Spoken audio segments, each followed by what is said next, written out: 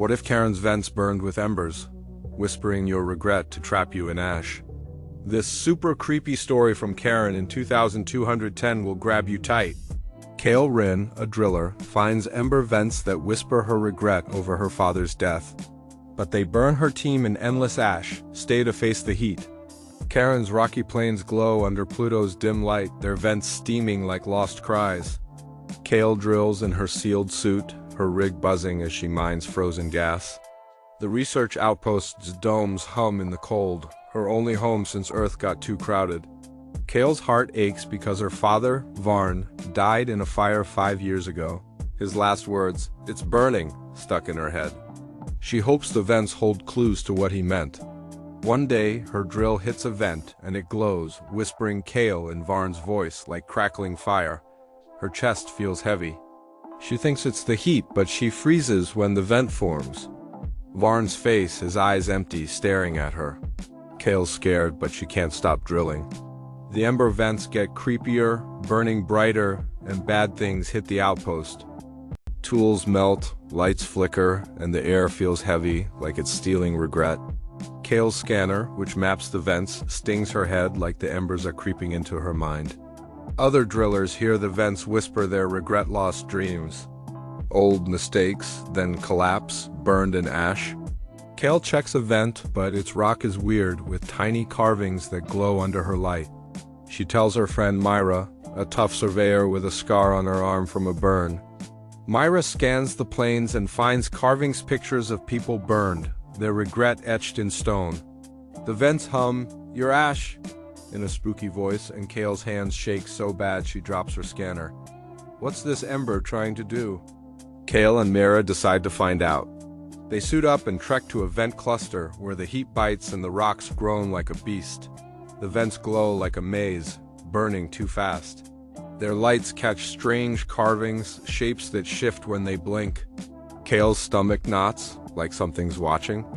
The carvings lead to a deep ash cave, its walls glowing red like a burning heart. In the center, an ember vent core pulses, humming like a flame. Dark shapes swirl in the ash like ghosts with no faces. Kael feels dizzy, like the cave's pulling her in. Myra's tools catch signals from the core, not from Earth but from deep space, far past Pluto. The cave feels wrong, like it's alive. Kael's scanner shows scary pictures: Varn's fire, drillers screaming, and an old outpost burned in ash. Myra says the vents are part of something called the Blaze, not just rocks, but a trap that burns souls.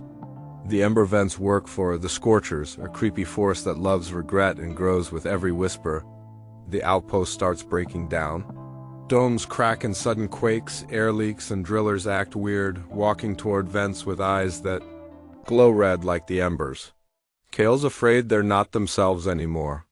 Myra finds a black shard in the cave, carved with stars that look like eyes, pulsing with the core's hum. The vents scream, "We take!" and Kael wonders if she's still safe or if the blazes got her trapped. Things get worse. Charon's planes shake like they're angry. Kael finds a piece of the black shard and it glows, showing Varn's face. He looks so scared, like he's stuck in ash, begging Kael to run. Everyone's scanners show the same thing, a web of embers where regret burns forever. The vent core shows a net of red lines, like a trap catching every person at the outpost. Each dot in the net is someone's soul, each hum their regret. The plains roar with a creepy sound and the shadows match the blaze's web like the whole moon's waking up. Myra finds a carving saying the Scorchers want the whole system next. They're not just on Charon, they're tied to other vents in space, all hungry for souls. Kael sees a vision of dark shapes, like fog with glowing eyes, talking about burning or ending everything. The blaze's signals shoot out to the stars like the Scorchers are closing in. The outpost's gear goes, wild radios scream, Varn's voice, lights flash his face. Kael feels Varn's whisper in the blaze's web, so faint, urging her to fight. Myra wonders if the Scorchers are burning them or testing them. Charon quakes, with a bad hum, and the shadows swirl like a cage. Kael stares at the vent core, her hands cold, knowing a ghost might be waiting. She thinks about Varn, about the outpost, about whether she can stop this thing or if it's too big. The air feels heavy, like it's burning her. The outpost's too quiet now, and Kael's not sure if she's alone or if the Scorchers are already in her mind. The vents glow brighter, their embers thicker like they're thrilled. Kael steps back, but the rocks crack and the whispers grow stronger, calling her name over and over. She looks at Myra, who's pale, staring at the core. They both know something's coming, something they can't stop. The planes outside roar, like they're alive. Kael's heart feels like it's breaking, but she won't give up, not yet.